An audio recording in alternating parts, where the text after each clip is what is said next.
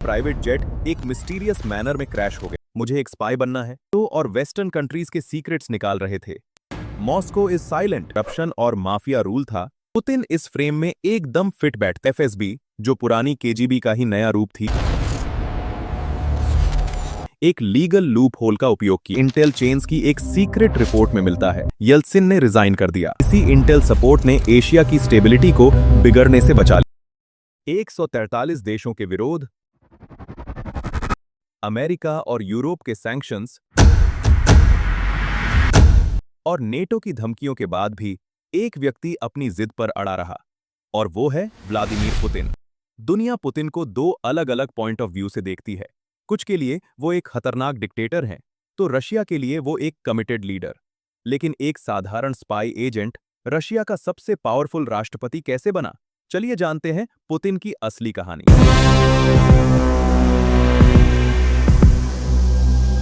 देखिए, यूएसएसआर की ये लेनिनग्राड सिटी, जिसको अब सेंट पीटर्सबर्ग कहते हैं, यहाँ पे 7 अक्टूबर 1952 को जन्म होता है व्लादिमीर पुतिन का। आपको ये भी बता दूं कि पुतिन का जन्म जिस सिटी में हुआ, वो कोई साधारण सिटी नहीं थी। उस सिटी की दीवारों पर इतिहास का एक बहुत गहरा गाँव था। ये वो जगह थी जिसने वर्ल्ड वॉर 2 के दौरान मानवता के सबसे बुरे दौर को अपनी आंखों से देखा था। नाजी सेना का वो भयानक घेराव, जिसे इतिहास सीज ऑफ लेनिनग्राद के नाम से याद करता है।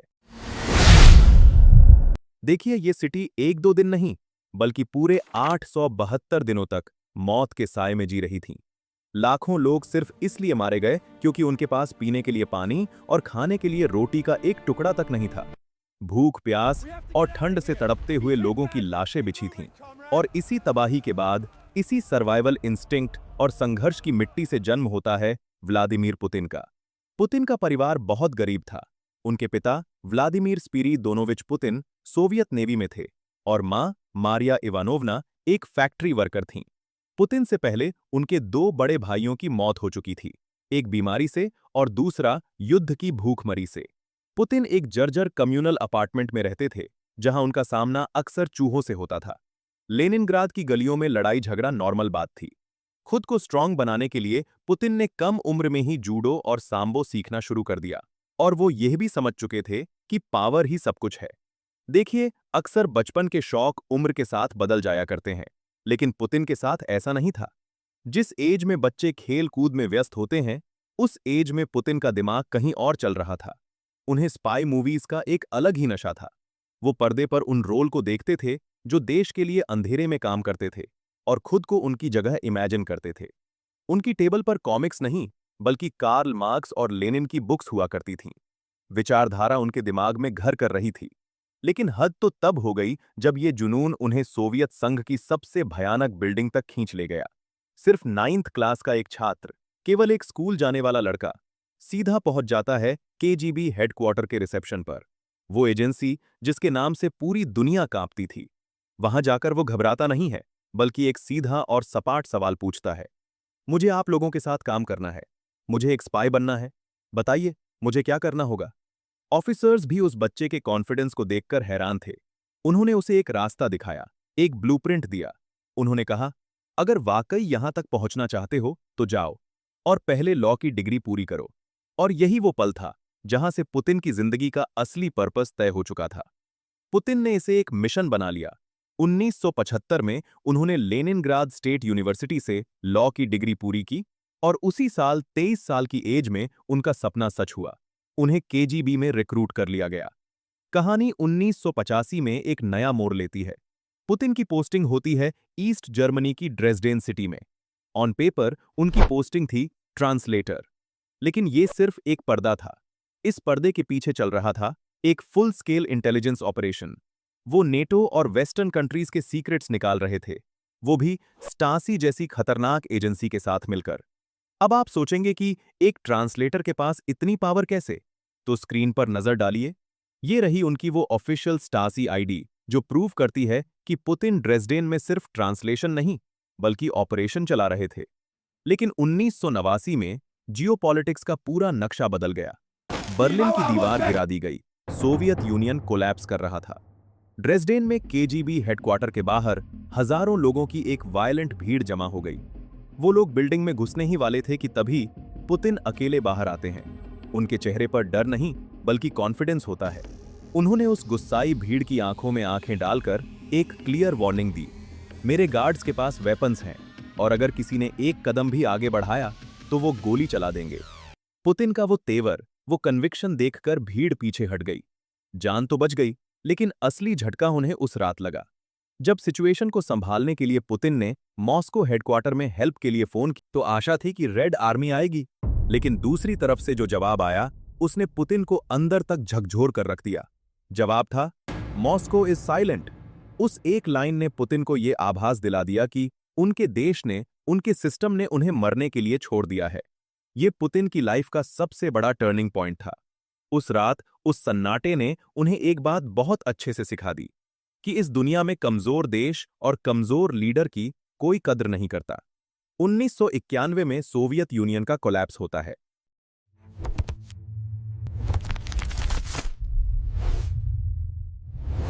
एक सुपर पावर बिखर गया। पुतिन सेंट पीटर्सबर्ग वापस आते हैं और लोकल पॉलिटिक्स में कदम रखते हैं। उस टाइम रशिया में जहां चारों तरफ करप्शन और माफिया रूल था, वहां पुतिन की इमेज बिल्कुल अलग थी। डिसिप्लिन्ड, एफिशिएंट और जीरो टॉलरेंस ऑन करप्शन। वो सिस्टम की सीढ़ियां बहुत तेजी से चढ़ रहे थे। रशिया के तत्कालीन राष्ट्रपति थे बोरिस येल्त्सिन, लेकिन उस टाइम येल्त्सिन की हालत बहुत खराब थी। उन पर भारी करप्शन के आरोप थे और उनकी शराब की लत रशिया के लिए एक नेशनल एम्बैरेसमेंट बनती जा रही थी। येल्त्सिन को खोज थी एक ऐसे व्यक्ति की जो सिस्टम संभाल सके और सबसे इंपॉर्टेंट, जो उनके प्रति लॉयल हो। पुतिन इस फ्रेम में एकदम फिट बैठते हैं। इसी राइट एटीट्यूड के दम पर पुतिन का ग्राफ तेजी से ऊपर गया। पहले वो एफएसबी, जो पुरानी केजीबी का ही नया रूप थी, के चीफ बने और फिर अगस्त 1999 में येल्त्सिन ने उन्हें रशिया का प्राइम मिनिस्टर नियुक्त कर दिया। लेकिन असली गेम तो अब शुरू होने वाला था। 1999 में रशिया दहल गया।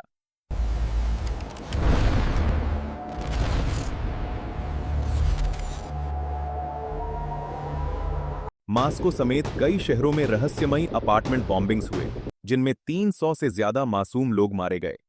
इल्जाम लगा चेचनिया के विद्रोहियों पर। यह पुतिन के लिए सिर्फ एक चुनौती नहीं, बल्कि एक टेस्ट था। पुतिन ने यहां कोई डिप्लोमेसी नहीं दिखाई, न ही कोई बातचीत की। उन्होंने टोटल वॉर का आदेश दिया। उनका वो बयान आज भी याद किया जाता है, जब उन्होंने कसम खाई कि हम आतंकियों को जहां देखेंगे वहीं मारेंगे। इस सेकेंड चेचन वॉर में चेचनिया को पूरी तरह तबाह करके खंडहर बना दिया गया। ह्यूमन राइट्स की धज्जियां उड़ी, लेकिन रशिया के अंदर कहानी बदल चुकी थी। रशियन जनता को लगा कि फाइनली उन्हें एक स्ट्रांग मैन मिल गया है जो देश की रक्षा कर सकता है। इस इंसिडेंट से पुतिन रातों रात हीरो बन गए। 31 दिसंबर 1999, पूरी दुनिया नई सदी की पार्टी मना रही थी और इधर मास्को में येल्त्सिन ने रिजाइन कर दिया। सत्ता की चाबी और न्यूक्लियर ब्रीफकेस पुतिन के हाथों में सौंप दिया गया। वो एक्टिंग प्रेसिडेंट बने और इस मोमेंटम का परिणाम ये निकला कि मार्च 2000 में 53% वोटों के साथ पुतिन ने अपना पहला चुनाव जीता और आधिकारिक तौर पर रशिया के नए जार यानी कि किंग बनकर उभरे। पुतिन के पावर में आते ही रशिया की तस्वीर बदलने लगी थी। ये वो दौर था जब उन्होंने रशिया को इकोनॉमिकली और मिलिटरीली वापस पैरों पर खड़ा किया। सबसे पहले उन्होंने रशिया के ओलिगार्क्स का इकोसिस्टम को टारगेट किया। अब ये ओलिगार्क्स कौन थे? ये वही अल्ट्रा रिच बिजनेसमैन थे जिन्होंने यूएसएसआर के टूटने के बाद की इकोनॉमी में अचानक अरबों की संपत्ति बना ली थी और बदले में देश की राजनीति, मीडिया और की इंडस्ट्रीज पर अनऑफिशियल वीटो पावर हासिल कर ली थी। एसेंशियली रूस का रियल इन्फ्लुएंस स्ट्रक्चर इन्हीं के हाथ में था। पुतिन ने पावर के इस पैरेलल नेटवर्क पर शिकंजा कसा, एक मैसिव कॉरप्शन क्रैकम, जिसने साफ संदेश दिया कि क्रेमलिन में अब कोई शेयर्ड अथॉरिटी मॉडल नहीं बचेगा। कंट्रोल आर्किटेक्चर अब सिर्फ एक ही सेंटर में कंसोलिडेट होने वाला था। और इसी के साथ सेम टाइम पर ग्लोबल ऑयल प्राइसेस का बढ़ना और पुतिन के स्ट्रॉन्ग रिफॉर्म्स, इन दोनों का रिजल्ट ये हुआ कि रशिया की जीडीपी ड्रास्टिकली ग्रो करने लगी। लोगों की इनकम्स बढ़ी, स्टैंडर्ड ऑफ लिविंग इंप्रूव हुआ और जो रशिया कल तक टूटा हुआ महसूस कर रहा था, वो अब अपनी मिलिट्री मॉडर्नाइजेशन के दम पर दुनिया को फिर से आंखें दिखाने के लिए तैयार था। सब कुछ सही चल रहा था, लेकिन पावर को कंटिन्यू रखने में एक बहुत बड़ी अड़चन थी, रशिया का कॉन्स्टिट्यूशन। कॉन्स्टिट्यूशन के अकॉर्डिंग कोई भी व्यक्ति लगातार 2 बार से ज्यादा प्रेसिडेंट नहीं रह सकता था। 2008 में पुतिन के 2 टर्म्स खत्म हो रहे थे। दुनिया को लगा कि शायद अब पावर शिफ्ट होगी, लेकिन यहां पुतिन ने एक लीगल लूप होल का उपयोग किया। 2008 में पुतिन ने दिमित्री मेडवेदेव को प्रेसिडेंट की कुर्सी पर बिठाया और खुद प्राइम मिनिस्टर बन गए। कहने को तो प्रेसिडेंट बदल गया था, लेकिन दुनिया जानती थी कि असली पावर और न्यूक्लियर ब्रीफकेस अभी भी पुतिन के कंट्रोल में ही थे। ये सिर्फ एक सीट एडजस्टमेंट था। और फिर आया साल 2012। मेडवेदेव का टर्म खत्म हुआ और पुतिन वापस प्रेसिडेंट बनकर लौट आए। लेकिन इस बार वो सिर्फ वापस नहीं आए, बल्कि सिस्टम को भी बदल डाला। प्रेसिडेंशियल टर्म को 4 साल से बढ़ाकर 6 साल कर दिया गया। 2018 में पुतिन फिर जीते। कॉन्स्टिट्यूशन, अमेंडमेंट्स और लूप होल्स का यह खेल इतना सटीक था कि पुतिन ने इफेक्टिवली 20 साल से ज्यादा की अनइंटरप्टेड पावर अपने हाथ में कर ली। आज रशिया में एक पूरी जनरेशन ऐसी भी है जिसने पुतिन के अलावा किसी और को पावर में नहीं देखा है। पुतिन का एक अनरिटन रूल बहुत क्लियर है, अगर तुम मेरे साथ हो तो सुरक्षित हो, अगर मेरे खिलाफ गए तो खेल खत्म। लॉयल्टी ही वो करेंसी है जो इस सिस्टम में चलती है, और जिसने भी इस रूल को तोड़ने की कोशिश की उसे हैवी प्राइस पे करनी पड़ी। इसका सबसे बड़ा एग्जाम्पल मिखाइल खोदोरकोव्स्की। एक टाइम पर ये रशिया के सबसे रिचेस्ट मैन थे, लेकिन जैसे ही उन्होंने पुतिन को पॉलिटिकली चैलेंज किया और करप्शन पर सवाल उठाए, इसका रिजल्ट ये हुआ कि उन्हें जेल में डाल दिया गया और उनकी ऑयल कंपनी यूकोस को स्टेट ने सीज कर लिया। ये बाकी ओलिगार्ड्स के लिए एक क्लियर मैसेज था कि पावर किसके पास है। और ये डर सिर्फ बिजनेसमैन तक सीमित नहीं था, जर्नलिज्म में भी यही हाल था। अन्ना पोलितकोव्स्काया, एक ऐसी जर्नलिस्ट जिन्होंने चेचन्या में हो रहे ह्यूमन राइट्स वायलेशन को दुनिया के सामने रखा। परिणाम, उनकी आवाज को हमेशा के लिए खामोश कर दिया गया। और अभी हाल ही की बात लीजिए, येवगेनी प्रिगोजिन, वैगनर ग्रुप के चीफ, जो कभी पुतिन के बेहद करीबी माने जाते थे, जिन्हें दुनिया पुतिन्स शेफ के नाम से जानती थी। जब उन्होंने आर्म्ड रिबेलियन यानी बगावत की कोशिश की तो दुनिया ने देखा कि क्या हुआ। कुछ ही महीनों बाद उनका प्राइवेट जेट एक मिस्टीरियस मैनर में क्रैश हो गया। चाहे वो बिजनेस टाइकून हो, जर्नलिस्ट हो या उनका अपना मिलिट्री कमांडर, इन पैटर्न्स को देखकर एक बात साफ समझ आती है, पुतिन के रशिया में ऑपोजिशन के लिए कोई जगह नहीं है। पुतिन अपने दुश्मनों के लिए जितने डेंजरस हैं, अपने दोस्तों के लिए उतने ही बड़े ढाल भी हैं। और इसका सबसे हैरान करने वाला जिक्र अनऑफिशियल इंटेल चेन्स की एक सीक्रेट रिपोर्ट में मिलता है। रिपोर्ट्स के अकॉर्डिंग एक ग्लोबल समिट के दौरान भारत के प्रधानमंत्री नरेंद्र मोदी की जान खतरे में थी। दावा किया जाता है कि एक रॉ फॉरेन ऑपरेटर ने पीएम मोदी के खिलाफ एक कोवर्ट असाइनेशन ब्लूप्रिंट तैयार किया था। यह षड्यंत्र गहरा था और खतरा बहुत बड़ा। दुनिया की बाकी इंटेलिजेंस एजेंसियों को इसकी भनक तक नहीं लगी, लेकिन रशिया के स्ट्रेटेजिक इंटेलिजेंस नेटवर्क ने एक अजीब पैटर्न पकड़ लिया। पुतिन के टेबल पर खबर पहुंचती है कि यह सिर्फ एक थ्रेट नहीं, बल्कि एक प्री एम्प्टिव अटैक की तैयारी है। अगर उस समिट में कुछ भी होता तो पूरी दुनिया में एक डिप्लोमैटिक इरकेवॉक आ जाता। पुतिन ने तुरंत अपने काउंटर इंटेलिजेंस विंग को साइलेंट मोड में एक्टिवेट किया। बिना किसी शोर शराबे के रशियन एजेंट्स ने उस सस्पेक्टेड ऑपरेटर को होटल के अंदर ही न्यूट्रलाइज कर दिया। न पुलिस सायरन, न कोई ब्रेकिंग न्यूज। सबसे हैरानी की बात यह है कि इस पूरे ऑपरेशन को भारत, चीन और रशिया के बीच एक क्लोज्ड डोर कम्युनिकेशन लूप में रखा गया। न कोई पब्लिक खबर, न कोई सरकारी बयान। शैडो वर्ल्ड के जानकारों का कहना है कि उस दिन पुतिन की इसी इंटेल सपोर्ट ने एशिया की स्टेबिलिटी को बिगड़ने से बचा लिया। देखिए, पुतिन के सामने चुनौतियां सिर्फ खुफिया दुनिया की नहीं है, बल्कि इकोनॉमिक वर्ल्ड की भी हैं। अमेरिका में डोनाल्ड ट्रंप की वापसी और उनकी एग्रेसिव टैरिफ पॉलिसीज ने रशिया के लिए नए खतरे पैदा कर दिए हैं। ट्रंप का मंत्र है America first. Only America first. उनके द्वारा लगाए गए भारी भरकम टैरिफ और ट्रेड वॉर ने ग्लोबल मार्केट को हिला कर रख दिया है।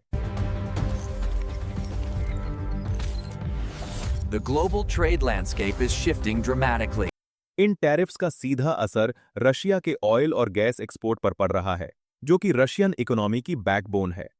अब सिचुएशन देखिए, एक तरफ वेस्टर्न कंट्रीज के सैंक्शंस और दूसरी तरफ ट्रंप के टैरिफ। पुतिन एक दोहरी तलवार की धार पर चल रहे हैं। लेकिन पुतिन ने भी कच्ची गोलियां नहीं खेली हैं। वो अब डॉलर को बाईपास करके ब्रिक्स कंट्रीज के साथ ऑल्टरनेटिव करेंसी और ऑल्टरनेटिव ट्रेड सिस्टम बनाने पे जोर दे रहे हैं। पर्पस क्लियर है कि अमेरिका की इस आर्थिक चोट का जवाब देना और एक पैरेलल इकोनॉमी खड़ी करना। 1999 से लेकर आज तक अगर आप इस टाइमलाइन को देखें तो पुतिन ने रशिया को पूरी तरह बदलकर रख दिया है। उनका सपना केवल सत्ता में रहना नहीं है, बल्कि रशिया को फिर से यूएसएसआर जैसी सुपर पावर बनाना है। और इस सपने को पूरा करने के लिए चाहे उन्हें वेस्ट से सीधी लड़ाई करनी पड़े या इतिहास के पन्ने फिर से लिखने पड़े, वो पीछे हटने को तैयार नहीं है। आज हम जो रशिया यूक्रेन युद्ध देख रहे हैं, वो भी इसी सपने, इसी ग्रैंड विजन का एक पार्ट है। अब देखना यह है कि पुतिन की ये जिद रशिया को नई ऊंचाइयों पर ले जाती है या फिर उसे तबाही की ओर धकेल देती है। इतिहास पुतिन को कैसे याद रखेगा, एक मेकर की तरह या एक ब्रेकर की तरह? आपका इस बारे में क्या विचार है? अपनी राय कमेंट में अवश्य बताएं और चैनल को सब्सक्राइब कर दें। यहां तक जुड़े रहने के लिए धन्यवाद। मिलते हैं अगले वीडियो में।